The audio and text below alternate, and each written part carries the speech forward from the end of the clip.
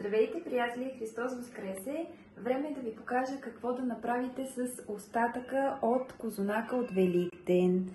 А именно ето този десерт с какао и козунак. Хайде да готвим заедно!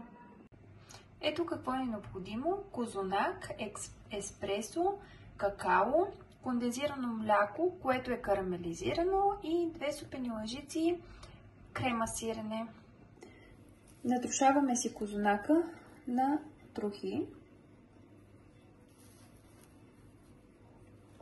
Към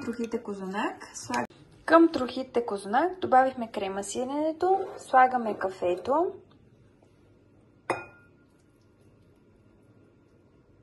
и разбъркваме. Края добавяме и кондензираното мляко и разбъркваме още веднъж.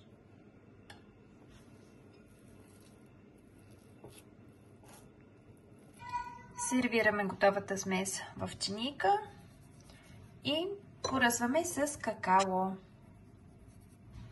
И това е нашата рецепта с стар козунак. За още рецепти ни последвайте. До скоро!